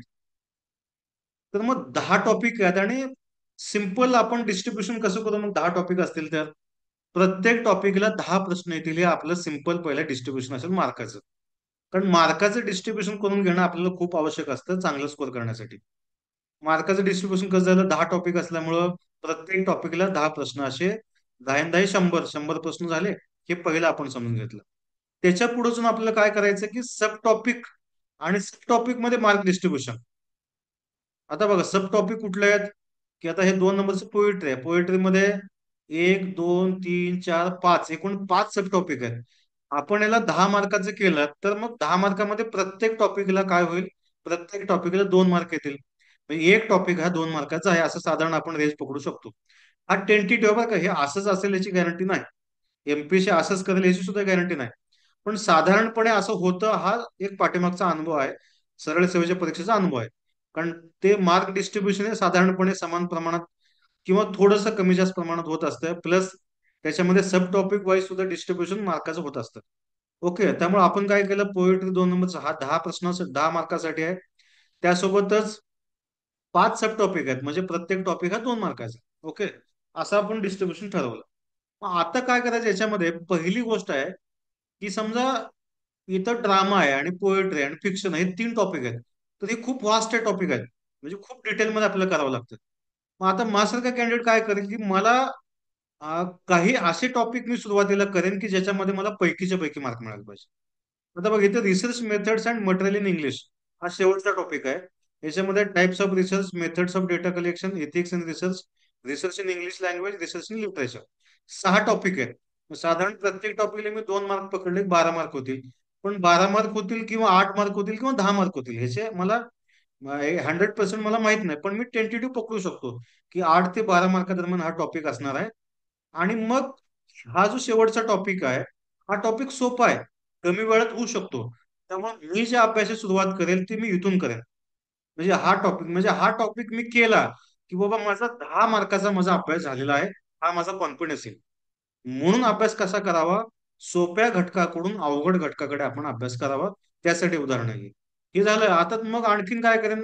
आता इथं बघा लिटररी थिअरी आहेत, तर एवढ्या थिअरी समजून घेतल्या मी 5 थिअरी, तर माझे 10 मार्क बऱ्यापैकी फिक्स झाले. इथं सुद्धा लिटररी क्रिटिसिझम आहे, इथं क्रिटिकल स्टडीज आहे, इथले सुद्धा समजा मी हे 5 टॉपिक समजून घेतले की इथले माझे 10 मार्क फिक्स झाले. ओके. आणखीन काय लँग्वेज बेसिक, याच्यामध्ये देखील 5 टॉपिक आहेत, हे मी समजून घेतलं की इथं माझे 10 मार्क फिक्स झाले. म्हणजे जिथं जिथं माझ्या सिलेबस मधून असे 10-10 मार्क, 8-8 मार्क असे फिक्स होतील. टेंटेटिव्ह म्हणतो हा. हे फिक्स नाही. आपण एक टेंटेटिव्ह प्लॅन काय केला होता? 10 टॉपिक आहेत, प्रत्येक टॉपिकला 10 मार्क पकडले, असे 100 मार्क होतात. आपण टेंटेटिव्ह प्लॅन केलाय. आणि त्या टेंटेटिव्ह प्लॅन मधून आपण अशा प्रकारे सोपे सोपे टॉपिक जे आपल्याला फिक्स 100% मार्क मिळवून देतात ते आपण आधी केले. तर ही आहे अभ्यासाची स्ट्रॅटर्जी. एखादा समजा विद्यार्थी उलटा केला, काय उलटा अभ्यास केला? की समजा तो विद्यार्थी पहिला टॉपिक ड्रामा आहे, तर त्यांनी चालू केला एन्शियंट टू मिडियल आणि हे मॉडर्न इथं ड्रामा वाचायला चालू केला. खूप मोठा वास्ट सिलेबस आहे हा टोटल.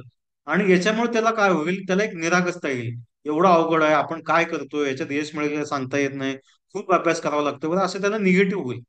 आणि त्यामुळे तो निगेटिव्ह झाल्यामुळे मग तो अभ्यासच सोडून देईल, किंवा मग त्याला वाटेल की या कॉम्पिटिशन आपल्याला टिकणं काय सोपं नाही. ही होऊ नये म्हणून आपण काय करतो की जे आपल्याला हक्काचे मार्क आहेत, जिथं आपण 100% मार्क मिळवू शकतो, असे टॉपिक आपण पहिला करणं आवश्यक आहे. आता थोडंसं पॉलिटिकल सायन्सकडे देखील आपण येऊयात. पॉलिटिकल सायन्स मध्ये काय केलं बघा त्यांनी? एकूण किती टॉपिक घेतलेत? मी सर्व विषय घेणार नाही, फक्त 2 विषय मी घेतो तुमच्या पुढे. इथे सुद्धा 10 टॉपिक आहेत. तर 10 टॉपिक टेंटेटिव्ह काय झालं? 10 टॉपिक म्हणजे एका टॉपिकला 10 प्रश्न. एका टॉपिकला 10 प्रश्न म्हणजे एक 10 प्रश्न म्हणजे 20 मार्क. ओके. इंग्रजीत सांगताना थोडंसं मी चुकी सांगितलं बघा. 10 प्रश्न म्हणजे 20 मार्क होईल. ओके. 10 प्रश्न म्हणजे 20 मार्क होईल. एक प्रश्न 2 मार्काला. म्हणजे इथं जे रिसर्च मेथड्स मध्ये काय सांगितलं आपण? इथं 6 टॉपिक आहेत, सॉरी 6 सब टॉपिक आहेत. एका सब टॉपिकला 2 प्रश्न म्हणले, 12 प्रश्न, 12 दूनी 24 मार्क होतील. ओके. 24 मार्क किंवा 20 मार्क होतील. 20 मार्काचा माझा अभ्यास झाला, इथला 20 मार्काचा झाला, इथला 20 मार्काचा झाला. असं तुम्हाला सोप्याकडून अवघडाकडे हे जायचं आहे. ओके. इथे सुद्धा पॉलिटिकल सायन्स मध्ये सेम आहे. एकूण 10 टॉपिक आहेत, एका टॉपिकला 10 प्रश्न म्हणले की 20 मार्काचं होईल.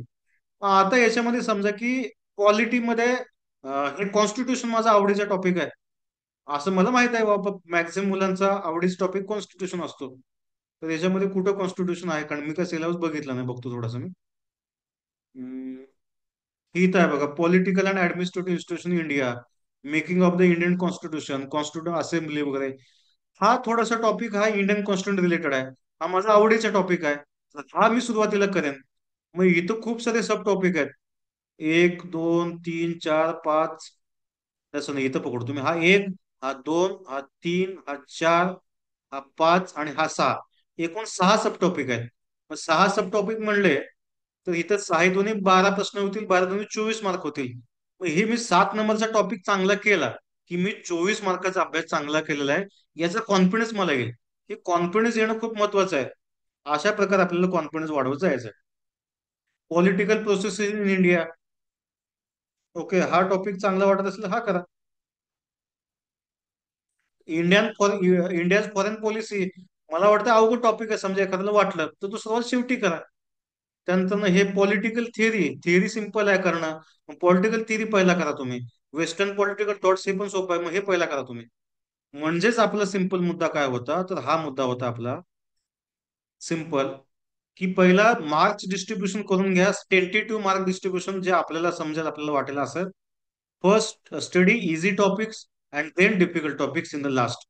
का आपण इझी टॉपिक्स आपला अभ्यास अभ्यास करायचे आहेत? कारण इझी टॉपिक अभ्यास केल्यामुळे आपल्याला कॉन्फिडन्स तयार होईल की बाबा 100 प्रश्न आहेत, 100 मधले एक 7 टॉपिक मी चांगले केलेले आहेत. 7 टॉपिक चांगले केले म्हणजे मी 70 प्रश्न सोडवता येईल, एवढा माझा चांगला अभ्यास झालाय, विथ रिव्हिजन चांगला झालाय. आणि याच्यानंतर मी डिफिकल्ट टॉपिककडे जाईन.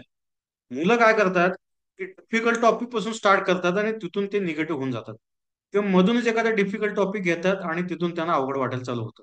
असं होता कामा नये. पहिला जेवढं सोपं आहे तेवढं समजून घ्या, अंडरस्टँडिंग करा, रिव्हिजन करा. शेवटचा revise easy topics minimum 10 times and then only study difficult topic at the last. म्हणजे तुमच्या दृष्टिकोनातून जेवढे अवघड टॉपिक आहेत त्या अवघड टॉपिकला शेवटीच जायचं आहे. सोपे टॉपिक जे 6-7 असतील तेवढे पहिला वाचून घ्या, समजून घ्या. त्याच्यात पैकीच्या पैकी मार्क मिळतील असा अभ्यास करा. किमान 10 वेळा रिव्हिजन करा. म्हणजे तुम्हाला एक कॉन्फिडन्स आला की बाबा 100 प्रश्न आले की त्याच्यातलं मी 60 ते 70 प्रश्न एक्झॅक्ट अॅक्युरेशन सोडवू शकतो. हा कॉन्फिडन्स आला की मग तुम्ही डिफिकल्ट मधलं, आता डिफिकल्ट जे आहेत तर त्याच्यामधलं सुद्धा सर्व करणं अपेक्षित नाही. आणखीन एक लक्षात घ्या की 100% सिलेबसचा अभ्यास करायला पाहिजे असं कुठंही नाही. तुम्ही काही सब टॉपिक तुम्हाला समजत नाहीत किंवा तुम्हाला वाटतं मला लय अवघड आहे, सरळ सरळ बिंदास सोडून द्या. कारण त्या सब टॉपिकवर एक प्रश्न जर येत असेल किंवा दोन प्रश्न येत असेल तर एक प्रश्न म्हणजे 2 गुण किंवा दोन प्रश्न म्हणजे 4 गुण. हे तुमचे मेरिट डिसाईड करू शकत नाहीत. मेरिट काय डिसाईड करणार आहे की तुम्ही 90 प्रश्न अटेम्प्ट करणार आहे, बरोबर आहे. 10 प्रश्न तुम्ही असेच सोडून देणार आहे. त्यामुळे 10 प्रश्न असे असतील की जे डिफिकल्ट आहे, त्याचा अभ्यास तुम्हाला करायचा नाही. म्हणून जे सोपं आहे त्याचा अभ्यास करणं पहिला खूप आवश्यक आहे. त्याच्या पुढे थोडंसं आपण जाऊयात. आता बघा, हे माझं काहीतरी सांगणं चालू आहे, हे सर्व सांगणं तुम्ही सोडून काहीतरी प्रश्न विचारत, सोशलॉजी सिलेबस आला का, याचा सिलेबस काय, इतिहास काय वगैरे. मी एवढं महत्व सांगतोय, मी तुम्हाला टेक्निक सांगतोय. तर टेक्निकली वेगळीकडे आणि तुमचा मेसेज वेगळा चालू आहे. तर असं करू नका, समजून घ्या. सर्व विषयासाठी लागू आहे हे, का फक्त तुमच्या विषयासाठी लागू नाही. त्यामुळे नाही ते वेगळे प्रश्न विचारताय म्हणजे तुम्ही अ, काय चाललंय ते महत्व सोडून तुम्ही वेगळीकडे जाताय असं त्याचा अर्थ आहे. त्यामुळे हे जनरल थिअरी समजून घ्या काय करायला पाहिजे.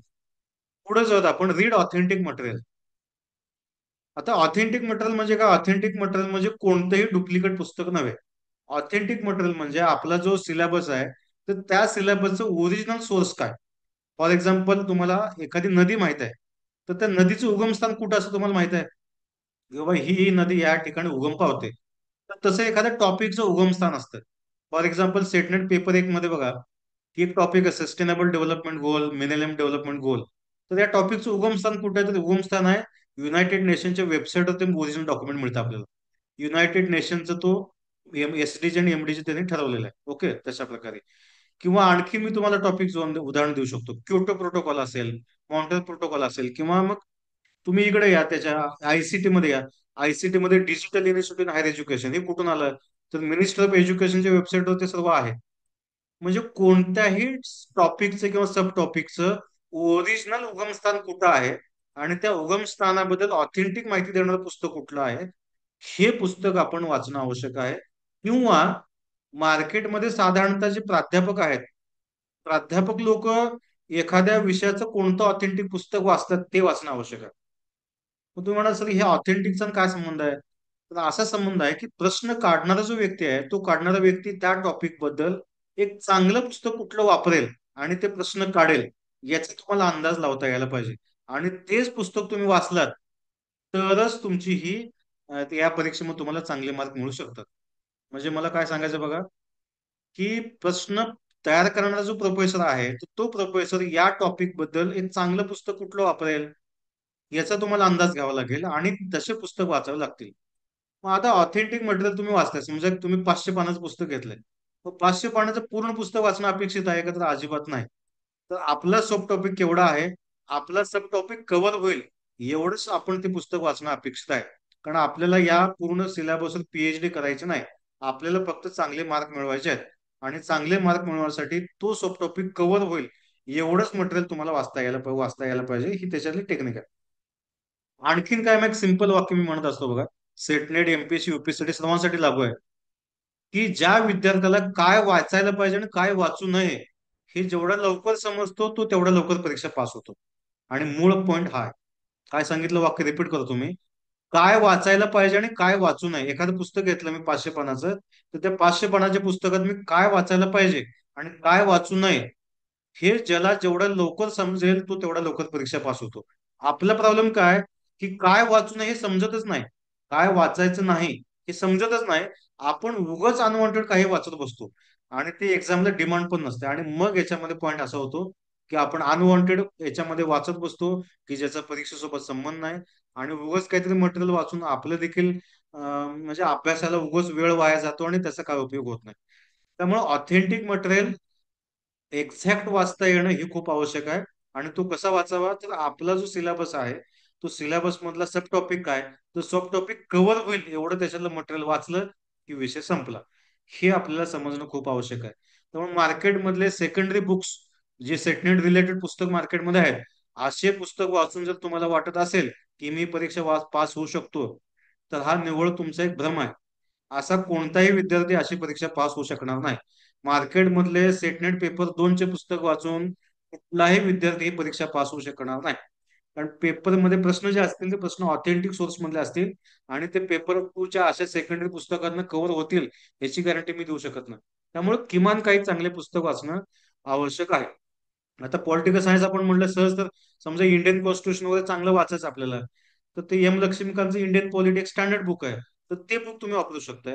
अशा प्रकारे आपण एक्झाम्पल काही घेऊ शकतो. म्हणजे तुमच्या विषयाचं काही स्टँडर्ड मटेरियल जे आहे ते तुम्हाला वाचता यायला पाहिजे. ओके, हे ह्याच्यातलं महत्वाचं पॉईंट आहे. आता आणखीन आपण थोडंसं पुढे जाऊ की सर आणखीन काय स्ट्रॅटेजी करता येईल. बघा, मी तुमचे सर्व मेसेज बघायचं बंद केले, कारण तुम्ही खूप सारे इरिलेव्हंट प्रश्न विचारायला चालू केले. मी काय सांगतो याच्यावर लक्ष सोडून तुम्ही वेगळेच काय प्रश्न विचारायला, त्यामुळे मेसेज तुमचे बघत नाही मी. एकदम शेवटी तुम्ही मला प्रश्न विचारा. बघा, आता मग थोडेसे आणखीन वेगळ्या स्ट्रॅटेजीने आपण जाऊया. सेटनेट प्रिव्हियस क्वेश्चन पेपर्स, कारण आता जो सिलेबस आहे तो सिलेबस सेटनेटचा सिलेबस आहे, प्लस त्याच्यामध्ये आणखीन त्यांनी टॉपिक वाढवलेले आहेत, हे आपल्याला दिसलं. मग आता सेटनेटच्या क्वेश्चन पेपरचा काय फायदा होईल का, तर थोडाफार तुम्हाला फायद्याचा होऊ शकतो. म्हणून पहिली प्रायोरिटी तुमची काय पाहिजे, read and understand all set question papers of your subject from 2013 ते 24. 2013ला पहिली परीक्षा झाली ऑब्जेक्टिव्ह, 2013, मला वाटतं फेब्रुवारी 2013ला पहिली परीक्षा झाली, तिथं पासून 2024 पर्यंत साधारणतः 9 ते 10 परीक्षा झाल्या असतील. तर एवढ्या परीक्षेमध्ये जे काही तुमचा पेपर 2, त्यावेळेस पेपर 2 आणि 3 होता, ते पण घ्या. आणि पेपर 3 कुठून आला, तो 2018 पासून आला. 18 पासूनचा पेपर 2, 13 ते 18, सॉरी 13 ते 17 आपण म्हणून पेपर 2 आणि 3, 50 प्रश्न आणि 75 प्रश्न असे 125 प्रश्न होतील. आणि 2018 पासून ते 24 पर्यंत काय होईल, फक्त पेपर 2 100 प्रश्नाचा आहे.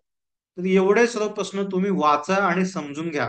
का बरं समजून घ्या, कारण सेटमध्ये जे आलेले क्वेश्चन्स आहेत, तर तशा टाईप क्वेश्चन तुमच्या परीक्षेत असू शकतात. त्यामुळे अशा टाईपचे क्वेश्चन्स तुम्हाला समजणं, माहीत असणं आवश्यक आहे. त्यासोबत समजा सेट मधला प्रश्न आहे तसा कॉपी एमपीसी परीक्षेत होईल का नाही होईल हे आपल्याला माहित नाही, पण तशा प्रकारचा प्रश्न त्यांनी समजा मॉडिफाईड करून विचारला, सेट मधला प्रश्न त्यांनी समजा पेपर सेटरने जरा मॉडिफाईड करून विचारला, तर तुम्हाला याच्यामध्ये थोडंसं बेनिफिट होऊ शकतं. किंवा समजा सेट मधला प्रश्न आहे तसा आला तरी सुद्धा तुम्हाला बेनिफिट होऊ शकतं. काय होईल आपल्याला माहित नाही, पण या प्रश्नांचा तुम्हाला अभ्यास केल्यामुळे फायदा होईल एवढं मात्र निश्चित आहे. सेटचे प्रश्न 2013 पासून 24 पर्यंत तुमच्या विषयाचे. ओके, साधारण किती प्रश्न होतील, आपण समजा 10 परीक्षा आपण पकडल्या, तर 10 म्हणजे 1000 प्रश्न, आणि वरचे आपण 25-25 प्रश्न असे पकडले, साधारणतः 1100 ते 1200 प्रश्न होतील याच्यामधून. 1100 ते 1200 प्रश्न होतील सेटच्या या परीक्षेमधून, तुमच्या विषयाचे म्हणतो. पेपर 1चं काही वाचू नका, पेपर 1चा काही संबंध नाही, फक्त पेपर 2. ओके, तर हे तुमचे 1000-1200 प्रश्न आहेत. तर हे प्रश्न तुम्हाला प्रश्न प्लस त्याचे उत्तर हे तुम्हाला तुमचं कॉम्प्रिहेन्शन वाढवतील, प्रश्न समजून घेण्याची आकलन क्षमता वाढवतील, प्लस तुम्हाला अशा टाईपचे काही प्रश्न आले की तुम्हाला ते लवकर सोडवण्यासाठी मदत होईल. यासाठी वाचणं आवश्यक आहे. सेकंड प्रायोरिटी काय, read and understand all set question paper of your subject from 2000 to 2012. पहिला कसं असायचं की पेपर 1 हा 50 प्रश्न 100 मार्क, पेपर 2 हा 50 प्रश्न 100 मार्क, आणि हे दोन्ही परीक्षा पास झालं तरच पेपर 3 हा रायटिंग मध्ये होता. 2000, आपण म्हणतो 2011 पर्यंत, डिसेंबर 2011 पर्यंत. ओके, रायटिंग पेपर होता त्यावेळेसचा तो. मग त्यावेळेसचे जे काही 50-50 प्रश्न असायचे 2000 पासून 2011 पर्यंत, 11 पर्यंत किंवा 12 पर्यंत आपण म्हणून सेट परीक्षा रिलेटेड, कारण सेटची पहिली परीक्षा झाली फेब्रुवारी 13 मध्ये, म्हणून 12 म्हणले मी हे. तर हे सुद्धा प्रश्न तुम्ही वाचू शकता, परंतु हे टास्क पूर्ण झाल्यावर, हा जो पहिला टास्क आहे तुमचा, फर्स्ट प्रायोरिटी, ही प्रायोरिटी पूर्ण झाली तरच सेकंड प्रायोरिटीकडे या. हे सेकंड प्रायोरिटी आहे, हे व्हायलाच पाहिजे असं नाही, पण तुम्ही वाचू शकता साधारणपणे. थर्ड प्रायोरिटी काय, third priority is read and understand net question paper of your subject from 2013 ते 24. नेटचे क्वेश्चन पेपर वाचून घ्या 13 ते 24 मधले. After this read question from 2000 to 2012. की थर्ड प्रायोरिटी ही सुद्धा कंप्लीट व्हायला पाहिजे असं नाही. कारण नेटचे प्रश्न हे बऱ्यापैकी अनालिटिकल असतात आणि अनालिटिकल प्रश्न हे एमपीएससी मध्ये सेट परीक्षेमध्ये खूप कमी असतात. एमपीएससी मध्ये सुद्धा असा अनुभव आहे की थोडेसे कमी प्रश्न असतात अनालिटिकल आणि खूप डिटेल मधले असेल. एमपीएससी मध्ये मॅक्झिमम प्रश्न हे फॅक्च्युअल असतात. म्हणजे आपण म्हणू 100 मधले 40 ते 50 प्रश्न तुम्हाला फॅक्च्युअल मिळू शकतील. राहिलेले 50 प्रश्नामध्ये थोडेसे डिफिकल्ट आणि मग अनालिटिकल. पण अनालिटिकलचं प्रमाण कमी आहे. त्यामुळे प्रायोरिटी ही असायला पाहिजे सेट रिलेटेड आणि मग थर्ड प्रायोरिटी नेटचे प्रश्न वाचणं. अशा प्रकारे आपल्या अभ्यासाची मेथड पाहिजे. मग आता तुम्ही म्हणाल की सर हे प्रश्न कुठे मिळतील काय मिळतील याचं उत्तर माझ्याकडे कुठलंच नाही. तुम्हाला काय शोध लावायचं लावा. कुठल्या जुन्या पुस्तकात मिळतंय का बघा. मग मी हे का बरं म्हणतोय 2000 ते 2012? कारण आपण असं विचार करू की समजा काही पेपर सेटर असतील, त्यांच्याकडे काही त्यावेळेची जुने प्रश्नपत्रिका असेल, काही पुस्तकं असेल, काही डेटा असेल, ऑब्जेक्टिव्ह असेल वगैरे असा. म्हणजे मार्केटमधला जेवढा अवेलेबल सेटनेटचा डेटा आहे तेवढा आपण वाचून घेतला की आपल्याला तो बेनिफिशियल असेल म्हणून आपल्याला वाचायचा आहे. कारण मार्केटमधला डेटा जो आहे तो डेटा सर्वांकडे असणार आहे आणि म्हणून आपल्याला तो वाचून समजून घेतलं की आपल्या परीक्षेमध्ये प्रश्न जरी आहे तसा नाही आला आणि प्रश्न थोडासा मॉडिफिकेशन करून आला तर आपल्याला तो फायदा त्याच्यातनं होऊ शकतो. पुढे जाऊन आपण थोडस एमसीक्यू सॉल्व्हिंग.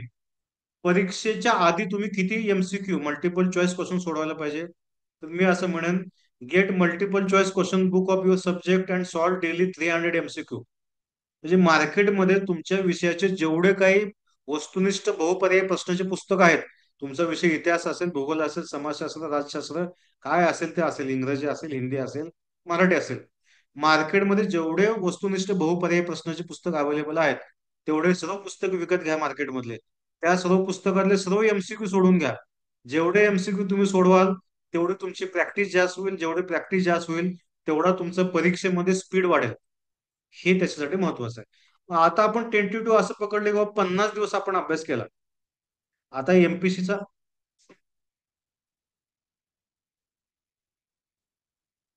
बघा.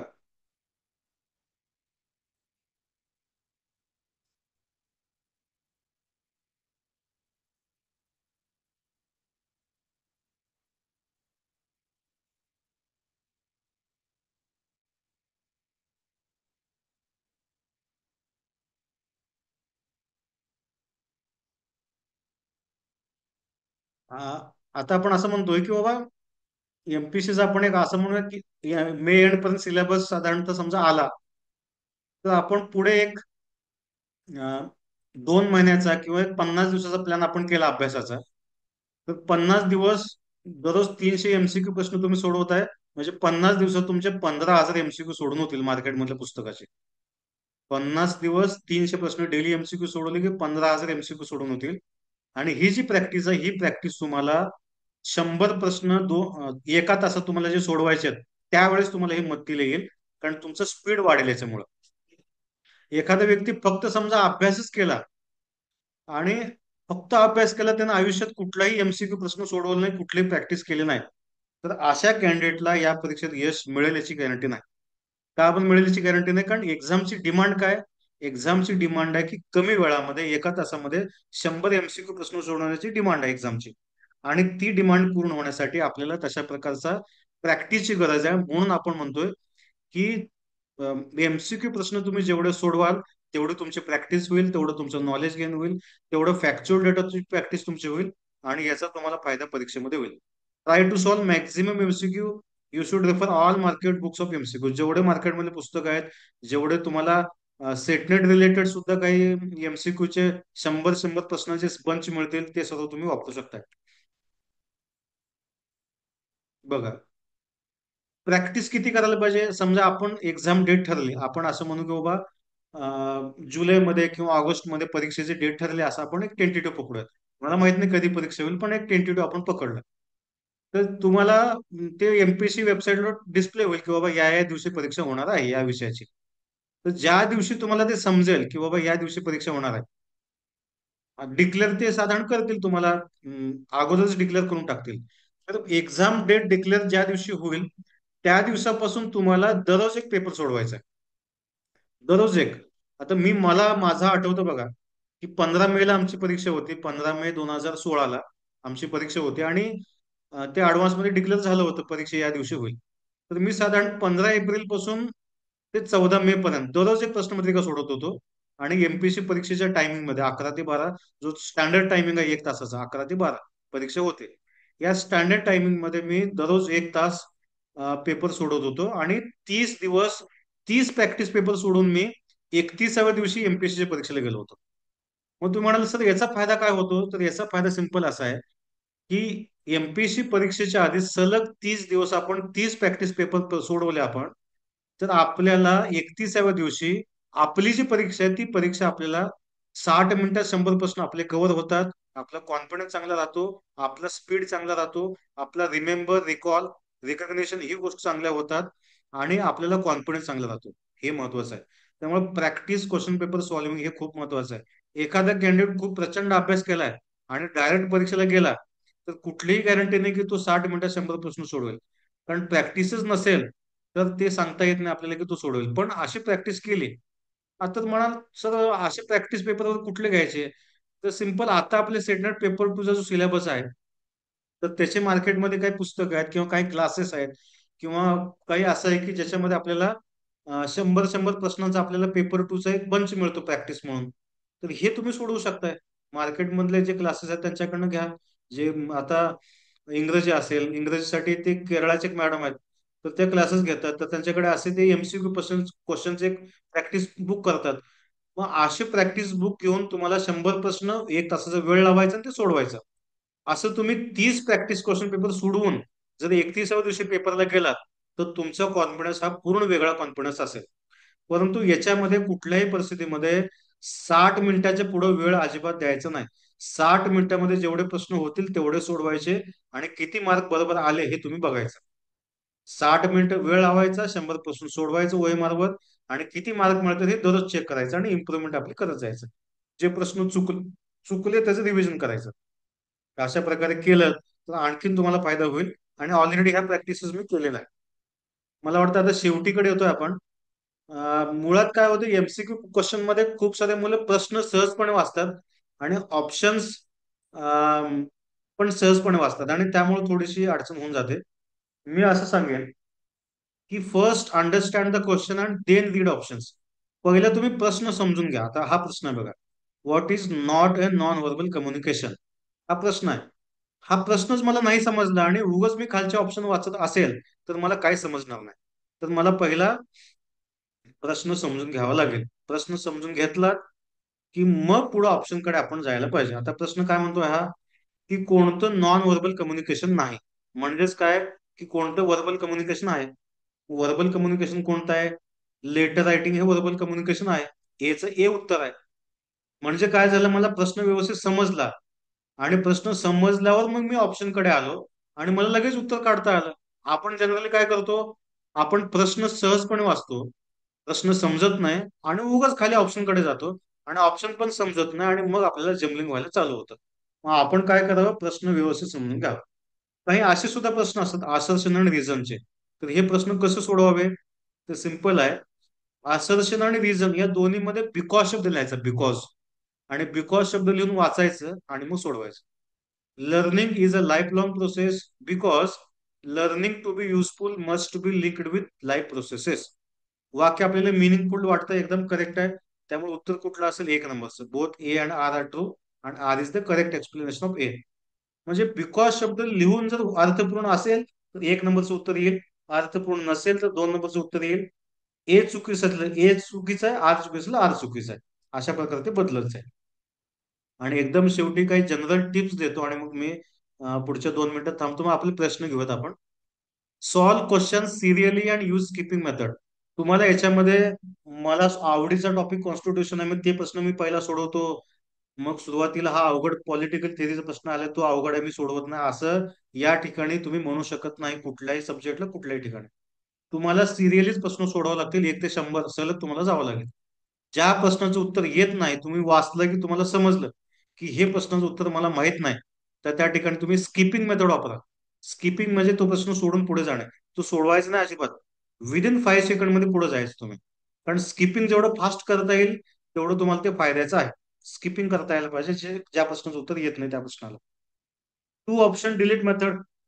चार ऑप्शन असतात, चार ऑप्शन मधले कोणतेही दोन ऑप्शन पहिले डिलीट मारायचे आणि मगच राहिलेले दोन ऑप्शन म्हणून उत्तर चॉईस करायचं.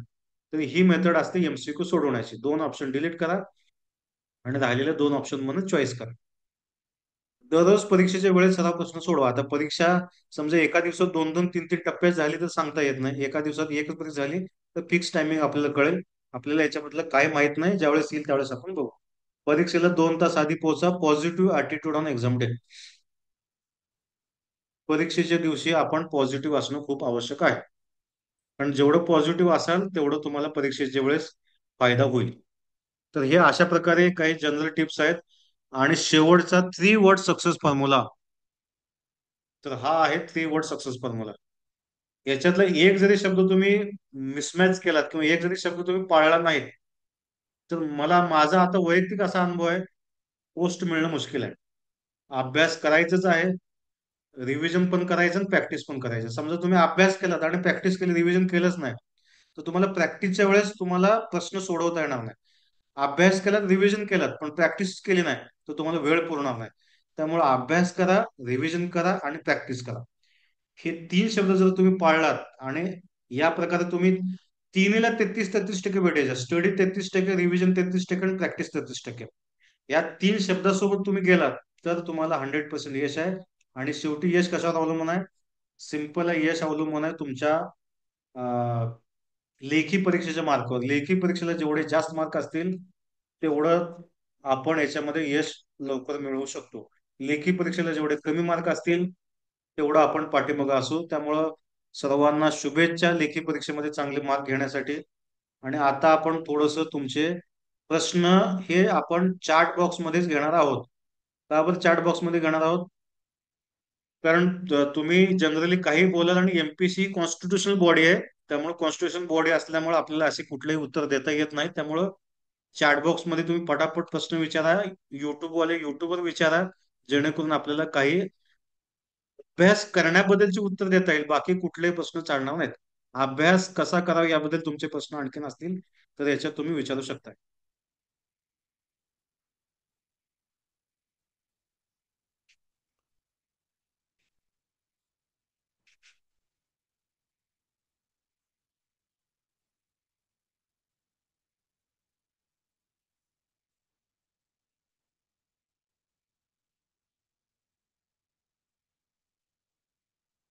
हा, ग्रुप बी ला पण सेम सिलेबस असेल.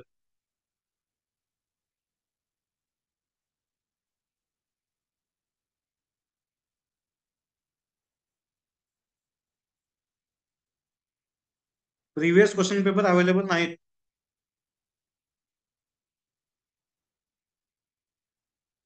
डिफिकल्ट क्वेश्चनची लेंथ आपले सेटचे पेपर प्रश्न जसे असतील त्याप्रमाणे साधारण असतील. सेटचे प्रश्न मध्ये का पकडा.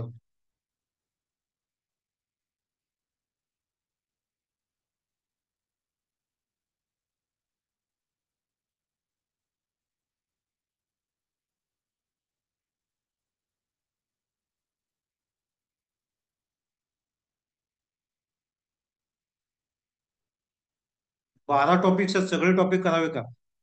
सुरुवातीला इझी टॉपिक करा, कॉन्फिडन्स बिल्ड करा आणि मग राहिलेले टॉपिक करा. सगळेच टॉपिक करायला पाहिजे असं काही नाही. दिवसात किती वेळा अभ्यास करावा? किमान 4 ते 5 तास.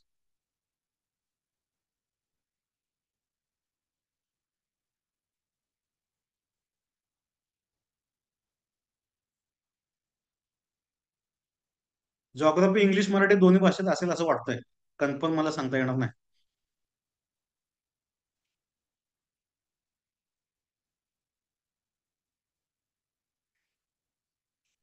ठीक आहे, मला वाटतं अभ्यासाबद्दलचे तुमचे प्रश्न बऱ्यापैकी कव्हर झाले असतील. Over to Shivraj Munde sir. मी तुम्हाला अनम्यूट करतो आता.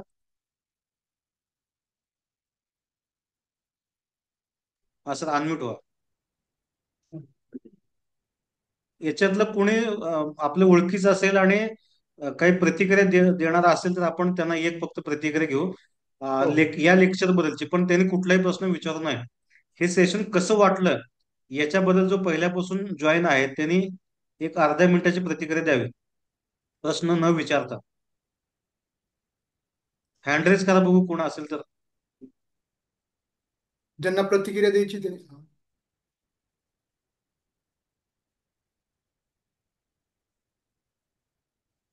हँड रेस करावा. तेजल भट भाट. नियम काय आपला, प्रश्न विचारायचा नाही, सेशन कसं वाटलं एवढंच बोलायचं, बाकी कुठलं काय बोलायचं नाही. ओके, अनम्यूट केले तेजल भट. इतर काही बोलू नका, फक्त याच्याबद्दल बोला. Thank you sir. आजचं सेशन खूप महत्वाचं होतं गाईडलाईन मिळण्यासाठी. कारण आतापर्यंत आम्हाला समजत नव्हतं की सिलेबस कसा अवेलेबल होईल, कुठून याचे सोर्सेस असतील, तर सोर्सेस पण समजले आणि कशा पद्धतीने पुढे वाटचाल करावी अभ्यासाबद्दल म्हणा किंवा सिलेबस क्वेश्चन पेपर संदर्भात. सो आजचं सेशन खूप चांगलं होतं. असे पुढे गायडन्स करावा ही विनंती. Thank you sir. Very good, thank you.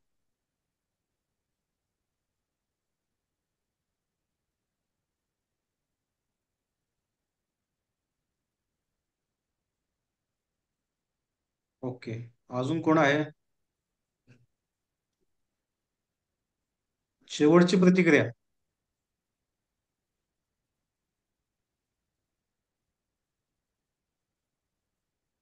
Harshal Bhusari.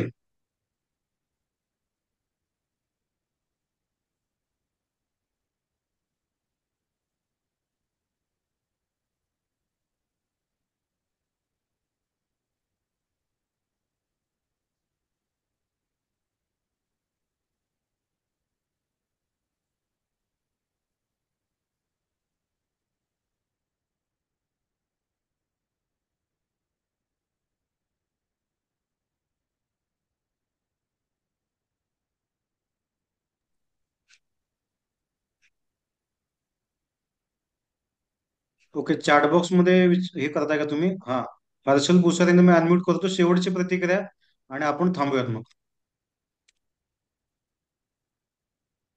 ज प्रश्न कुठले विचारू नका आणि जनरल काय क्वेश्चन हे करू नका. भुसारी सर बोला. धन्यवाद सर तुम्ही दिलेल्या माहितीबद्दल. आणि जे मार्गदर्शन तुम्ही दिलं ते अतिशय महत्वाचं होतं. कारण की माझ्या माहितीप्रमाणे साधारण 10 ते 12 वर्षापूर्वी ही अशी काहीतरी एक्झाम झाली होती. त्यानंतर ही एक्झाम घेण्यात आली नव्हती. आणि याकरता वॅकन्सी पण चांगल्या निघाल्या. आणि प्रत्येक स्ट्रीम करता उत्तम तुम्ही माहिती दिली. खरं तर एक प्रश्नच मनाशी होता की नेमकं याचा अभ्यास करावा तरी कसा जा, नेटच्या पद्धतीने करावं, सेटच्या पद्धतीने, की युपीएससी की एमपीएससी. पण तुम्ही जे एकदम व्यवस्थित तंतोतंत माहिती दिली आणि तो प्रश्न कसा सॉल्व्ह करायचा, त्याची रिव्हिजन कशी करायची, स्टडी कसा करायचा आणि परीक्षेला समोर कसं जायचं, ही जी तुम्ही माहिती योग्य पद्धतीने दिली त्यामुळे खूप फायदा होईल. आणि नक्कीच या परीक्षेमध्ये आम्हाला यश मिळवायला मदत होईल. त्यामुळे तुमचे मनापासून आभार. धन्यवाद. थँक्यू.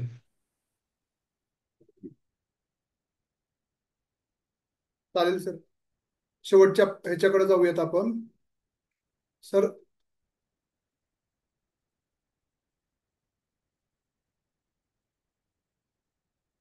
तर बोलू का? हो बोला. येस. हा, तुम्हाला तुम्हाला काही बोलायचं असेल तर बोलू शकता. नाही नाही सर, ओके.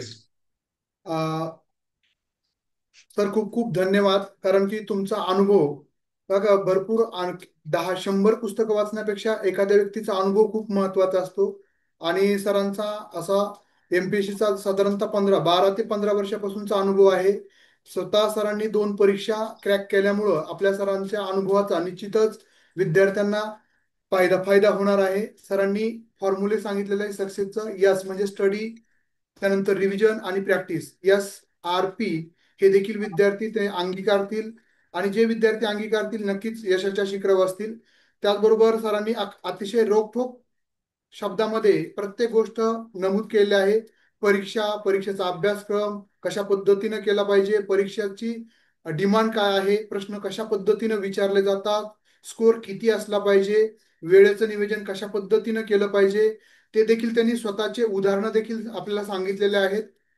त्याबरोबरच सकारात्मक म्हणजे अभ्यासाची सुरुवात सोप्याकडून कठीणाकडे, जसं आपण म्हणजे अभ्यासाचं जे सूत्र आहे किंवा अध्यापनाचं जे सूत्र आहे सोप्याकडून कठीणाकडे, त्याच पद्धतीने अभ्यासही त्या पद्धतीने केला पाहिजे.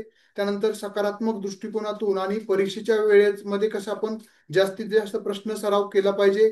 वस्तुनिष्ठ स्वरूपाचा, याबाबत सरांनी अतिशय अनमोल आणि सरांचं खूप बिझी शेड्यूल मधून आपल्याला जवळपास तब्बल 1.5 तास वेळ दिला आणि मनमुक्त पद्धतीनं गप्पा मारल्या, प्रत्येका विद्यार्थ्यांना समजून घेतलं. काही विद्यार्थ्यांनी खूप वेगवेगळ्या कमेंट केल्या होत्या जे अनावश्यक आहेत, तरी देखील सरांनी प्रत्येक कमेंटला उत्तर देण्याचा प्रयत्न केला, तो देखील परीक्षेच्या दृष्टिकोनातून. निश्चितच हे सेशन आज आपण बघतोय की म्हणजे प्रायव्हेटमध्ये जॉब करणं, सीएसबी, अनेक विद्यार्थ्यांचे मला फोन येत असतात, सर मेसेज येत असतात. म्हणजे मागच्या 1.5 वर्षापासून मी सर्व विद्यार्थ्यांना फेस करत आहे. तर खूप म्हणजे बिकट परिस्थिती आहे. अशा परिस्थितीमध्ये आपण स्वकर्तृत्वावर, स्वबुद्धिमत्तेवर देखील आपण यश संपादित करू शकतो. फक्त आपली चिकाटी, मेहनत आणि संघर्ष करण्याची तयारी असणं गरजेचं आहे आणि योग्य आणि अचूक पद्धतीनं अभ्यासाची नियोजन करणं गरजेचं आहे. जर आपण सातत्य ठेवलं आणि आपण सरांनी ज्या टिप्स दिलेल्या आहेत, जे फॉर्म्युले सांगितलेले आहेत, ते जर अंगीकारले परीक्षा होईपर्यंत सकारात्मक दृष्टिकोनातून, निश्चितच आपण येणाऱ्या काळामध्ये सहाय्यक प्राध्यापक किंवा अधिव्यक्ता महाराष्ट्र शिक्षण सेवा या अंतर्गत तुम्ही 100% होऊ शकता.